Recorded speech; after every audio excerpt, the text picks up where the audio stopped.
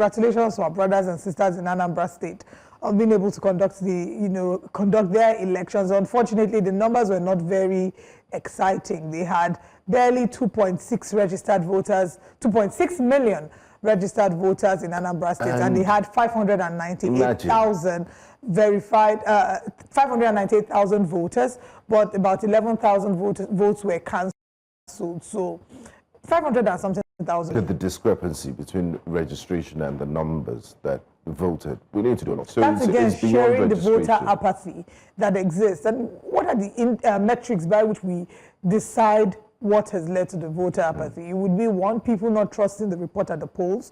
Two, people fearing for their lives in terms of violence and the insecurity challenges that come during elections. And these are the major issues we've had to see over the years. Complaints about vote buying, complaints about the irregularities at the polls. Even though last week when we spoke with our correspondent, one of the things that we heard and we applauded was the fact that they had dispatched materials earlier in the week. And I particularly remember Mokuye Chukwuemeka on YouTube said, after this one that they've said they've dispatched materials early, on that day we will still hear that there was late registration because logistical challenges. That same thing happened. So Moko and Chukwuemeka are a prophet, because there are people who complained in certain centers that they got their materials late, and that these materials did not get in on time. So that's also delayed the verification process. When we talk to our analysts, we ask if Professor Amopito passed this litmus test. Have you ever taken a litmus test before? I don't know why you're laughing. You're back again. So many people said the elections were free and fair. It was good. Professor Soludo won. Your INEC says it's free and fair. Yes. A landslide. Because if you add the votes of all the opposition candidates, it won't even get to half of what Professor Soludo scored. But the only downside to this election is what the ADC described as cash and carry democracy and elections, which is it's an indictment, it's an unfortunate side to our democracy, and that will be I just wanted to mention the numbers again, just so we're clear, the exact numbers. So total registered voters in the state is 2,788,864, so we can say maybe roughly 2.8 million. Total accredited voters for the election which held over the weekend, 598,229. They also announced that total valid votes for the election were 584,054, while rejected votes stood at 11,244. Look at the numbers. Huge discrepancies. The 11,000 rejected votes, is it that they were compromised and voting for two parties? It may have been, yes, it may have been that. Or lack of voter education, because 11,000 is quite... It's a lot. There's several reasons why a vote may be invalidated. It might be that they thumb printed on the wrong line, or it was in between two boxes, so obviously you can't count that. Or there was a problem with the accreditation of the vote. I really can't say. But let's take a look at this video. We'll come back to discuss some more.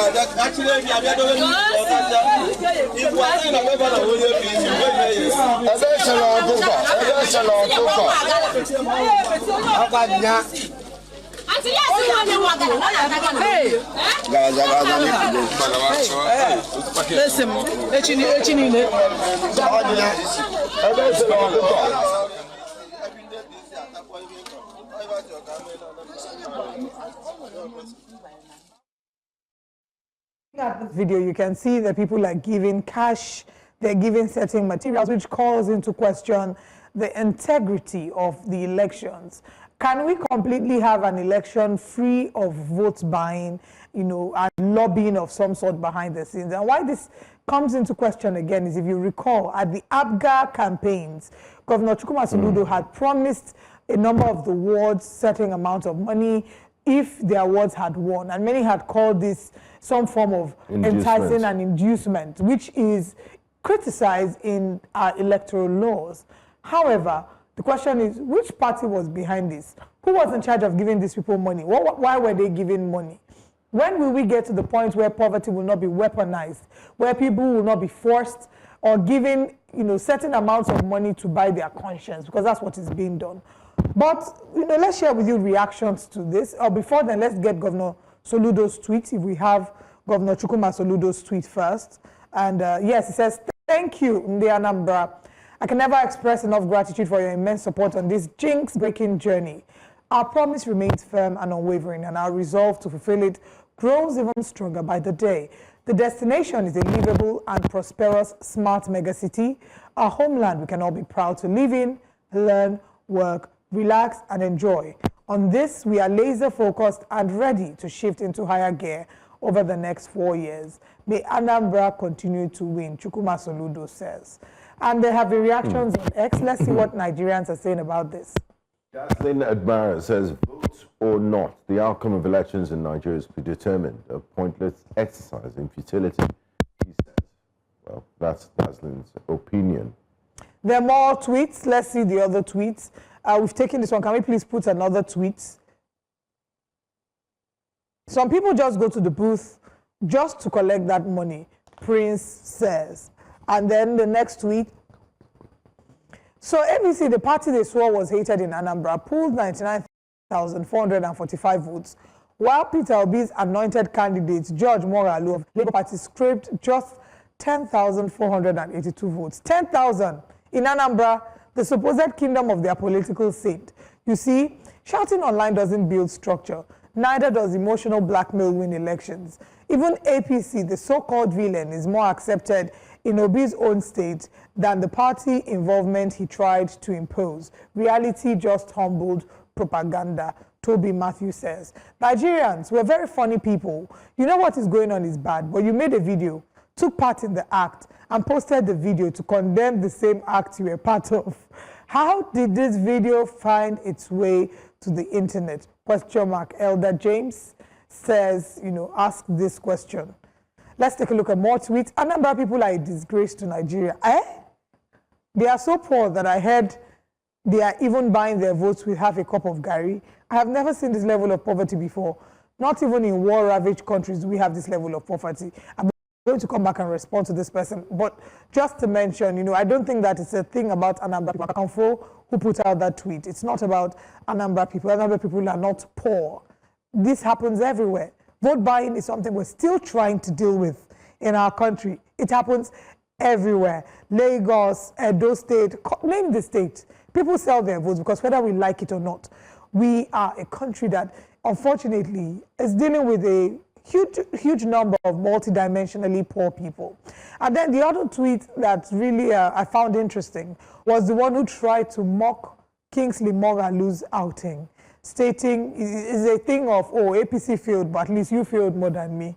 And I don't know whether that was necessary or not. This is politics, right? And ABGA has had a stronghold in Anambra State for years. Well, this year one wondered whether it was going to be able to reinstate itself as a force to be reckoned with in Anambra State, judging by how a number of people had reacted to the criticisms, that they had leveled against the state, as well as the idea that the ABGA leader, in this case the governor, had publicly shown support to President Bola Ahmed Tinubu. But let's move on to our next story. Benga, but let's get your thoughts before we move on. I mean, we have a serious vote buying problem, but the law clearly states that it's wrong and it's in violation of the Electoral Act, but enforcement is lax, and that's why people get away with this. A few arrests were made yesterday by the EFCC, on Saturday rather, by the EFCC, but it doesn't seem to be enough, and people still always get away with this. So we need to tighten, law enforcement needs to do better. We need the National Orientation Agency to also educate the people that, look, you can't mortgage your future for monetary reasons, for monetary purposes. And it's just, it's sad. I mean, it's like you rightly said, it's the weaponization of poverty. But let's move on to our next story. This is quite an interesting one. But we must mention that it's on the backdrop of the pushback against the alleged potential invasion of Donald Trump, starting from the protests that we have seen in the north, people kicking against the potential of Donald Trump invading Nigeria. So there's been protests on the one hand, but then you can go ahead. And then, I mean, as part of a protest, and this Nigerian in his magnanimity decided to share some expo with the would-be invaders. God forbid they invade, and is giving a note of warning, maybe not as a threat, a brotherly advice that, please, dear American soldiers, if you invade our country, our mosquitoes are not nice. And if you remember the explorers of old, the Stanleys and Livingston, Africa used to be known as the graveyard of the white man because of tropical diseases like malaria mosquitoes. They just couldn't deal with it. So this Nigerian citizen, law-abiding, upright Nigerian citizen, a very patriotic Nigerian citizen, you can see his friend on the left-hand side with the infinity cap, said, Americans, they're American soldiers, if you come, our mosquitoes, our patriotic mosquitoes will unleash on you, and you might not like the outcome. So in case you get orders to come to Nigeria, don't come. I mean, if you're not scared of the people or the army, at least be scared of mosquitoes. All right, let's take a look at it. Mr. Donald Trump, let me be aware that Nigeria is not Vietnam. Nigeria is not Afghanistan. Nigeria is not Iraq. Nigeria is not Iran. Nigeria is not Venezuela. If you attempt to encourage and make aggression and send your armed forces to Nigeria to wage war, it's an unscrupulousness. But be aware that our mosquitoes, they are waiting for your soldiers to bite them and infect them with malaria fever to instantly. I mean, this is not a laughing matter. It's a very serious matter, and the U.S. Army should beware. But on a serious note, I mean, for someone, I need to applaud his geopolitics, because he does know where the American empire has been stretching its tentacles. He talked about Libya, Afghanistan, places they've been to and invaded in the course of the last 50, 60 years in history. He also spoke about Vietnam and said, look, Nigeria is, you can't compare Nigeria to all these places. In everything, we have our mosquitoes, and they will unleash on your troops. So please be aware.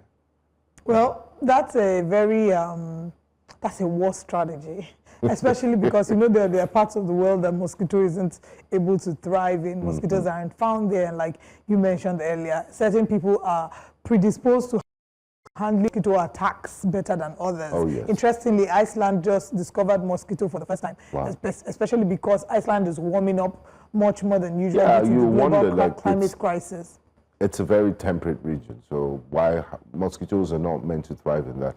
Because this year, Iceland has been, I think, 4 times hotter than it typically Temperatures has. are So we're seeing the effects of climate change. So it's surprising, like how the mosquito, first of all, was able to get there, and you know it has been found there, and we don't know if this is the start of something. Hopefully not. And talking about climate change, I think COP33, if I'm not mistaken, just ended in Brazil. Nigeria's vice president was there to discuss climate change, but it seems all this talk about climate change is it's almost like a talk shop. We hardly see enforcement. But I mean, we shouldn't lose hope and despair. Hopefully, world leaders and industrialists and those responsible for pollutions will be better world citizens and reduce greenhouse gas emissions. But let's take reactions from X with regards to the Nigerian telling American soldiers that please beware of our mosquitoes. Pascal says, again, why am I forced to be in the same country with someone like this. We don't look alike, don't think, speak, eat, or worship alike. We don't even have the same worldview. So what's the point of this one Nigeria thing? Who benefits from this retrogressive union? Well, that's Pascal's opinion. Moving on to the next tweet. Let's see what we have. Low's partner says, funny of you to think he's literally meaning mosquitoes. If they tell you American Navy SEALs will deflect an attack, do they mean literal SEALs, or is it Operation Python Dance in Nigeria involving real snakes? He knows what he's saying, even though his threat is empty. D. Blaze says, I see Nigeria changing in only 200 years from now, because with the amount of SAR mentality freaks in its existence, we should just forget about the Nigeria of our dreams. It can be achieved by this generation. Well, D. Blaze, speak for yourself. Well, do we have any more tweets? Yeah, Brownie Boy says, Nigerian government can not even deny their complicity, especially when you have people speaking about the topic in this manner in close proximity with others wearing clothes with the President Tinubu's insignia on them. So he's insinuating that they're sponsored protests. Woman of Zion says, please, my question is, why is the North so triggered about this? Who America is coming to fight terrorists in Nigeria? Is there something they're not telling us? Says Woman of Zion. And that's all we have on what Nigerians are saying with regards to the American, the alleged invasion of America and the threat of mosquitoes by that young man, telling them that, look, if you come to Nigeria, Nigerian mosquitoes will unleash on you and you will not like the outcome. Okay, moving on to our next wake-up conversation. This is heartbreaking, and this is what football is called the beautiful game for a reason. Yes. So the problem with this story, and that's a bit of a concern that I have, is, you know, there was a report at first, but that report seems to have been debunked by other news sources about the potential of a Katina fan's throat, a Katina fan slashing the throat of the player, right? And this news has come out to be debunked by Premium Times and a number of other media houses.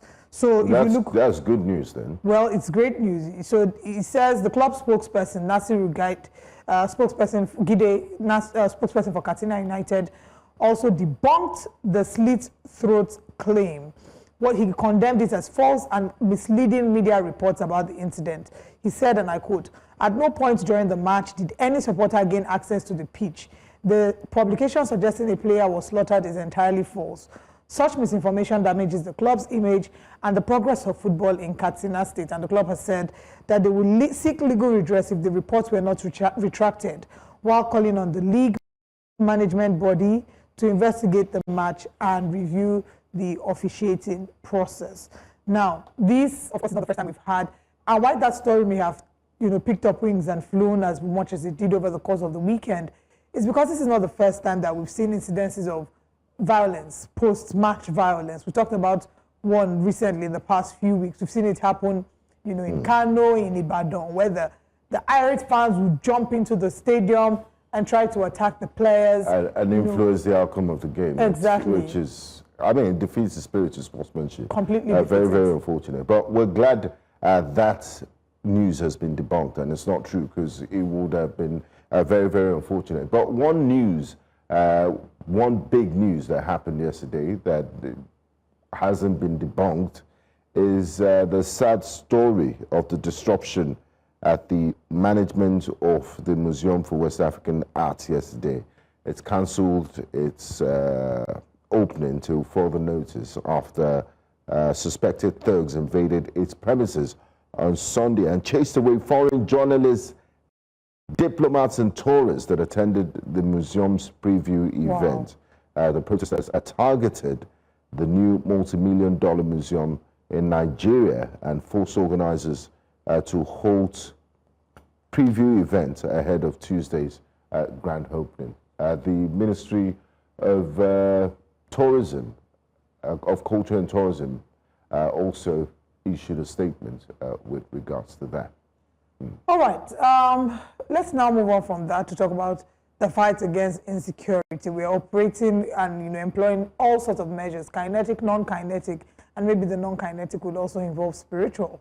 Kebbi State government holds special prayers to drive out bandits. Basically, we hear the reports that there were Christians and there were Muslims, that had attended these prayers and, prayed for the, prayed against insecurity and the challenges against insecurity. The state government held an interfaith special prayer for peace, November 2025. That event is symbolically important, they would say, and aimed at unity, but it sits alongside active security operations. So the question is, are we just praying? Are we acting? And typically when we hear stories like this, there's always criticism.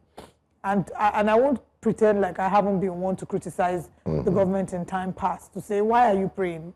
Act. But I would say that people need to do whatever they can. Prayers and action can go hand in hand. All sorts of, it's faith. Exactly. And it's harmless.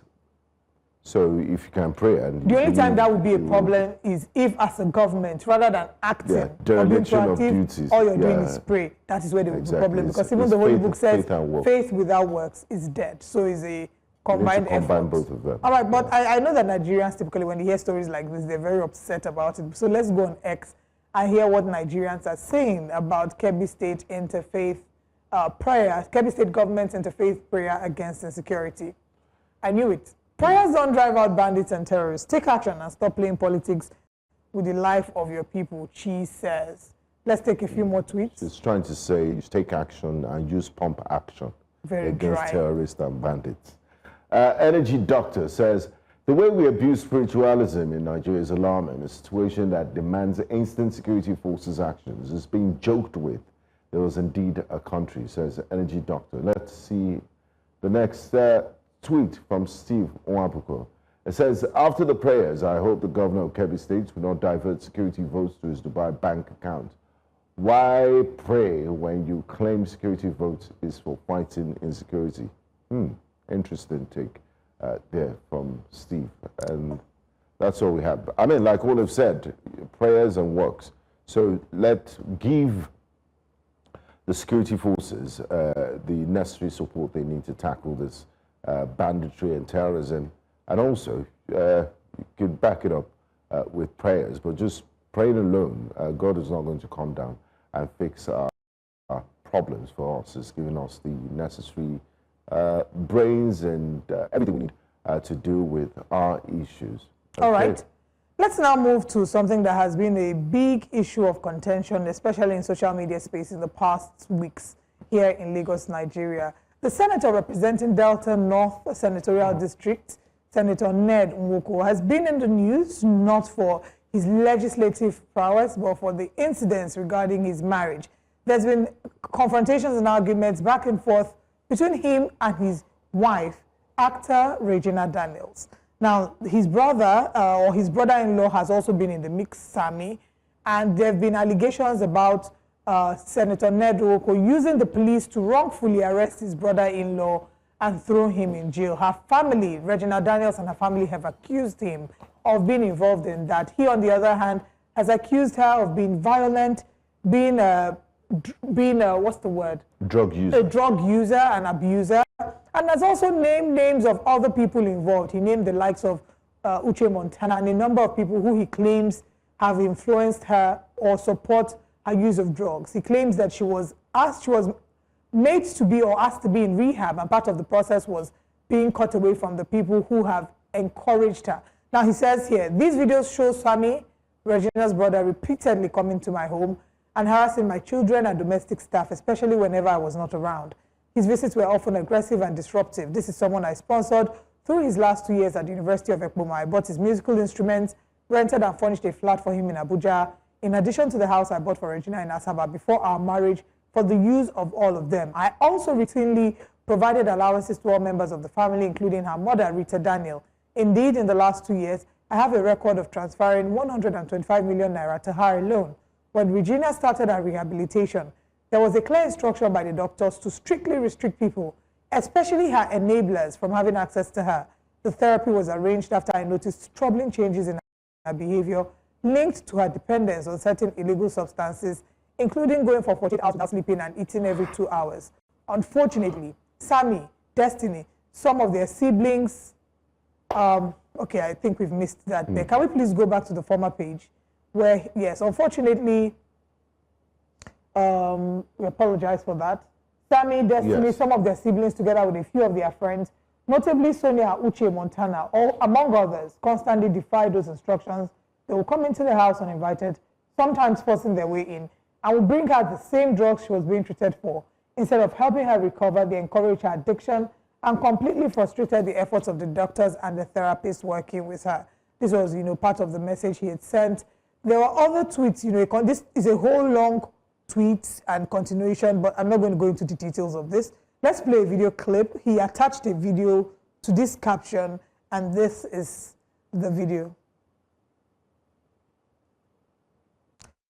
While we're, okay, there, this, and in the video you can probably.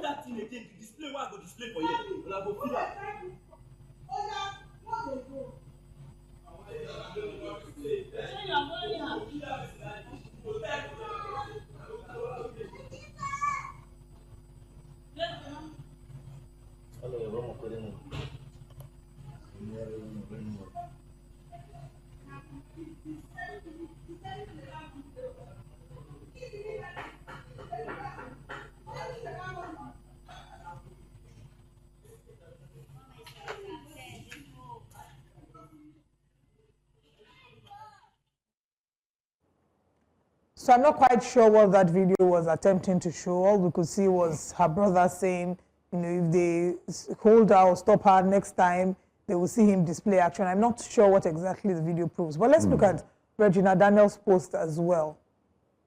Regina Daniels had gone on a rant. She said, Ned, how could you lie so openly and without even small remorse? You know my family has absolutely nothing to do with this. You have always tried to cut them off because of the bond we share, and now you are trying to make them look bad for no reason. Fine, I did drugs, so what? Is that even the issue between us? The moment we had a fight, you rushed to the public shouting drugs, drugs, drugs, because you knew it would make a perfect story for the media, something dramatic enough to distract everyone from the real issue. You want to find a reason to arrest everyone around me so that I will have no one left beside me, no friend, no support, no safe place to turn to. Then when I'm completely isolated and broken, I'll be forced to come back to you because I'll have nowhere else to go, she says. She says that has always been a strategy. Break people down, make them weak and powerless, and then have your way with them. But guess what? It's not going to work this time. Not anymore. You say you want me to go for rehab, but you're the same Ned who always wanted me high. Because in your words, I'm sexier when I'm high.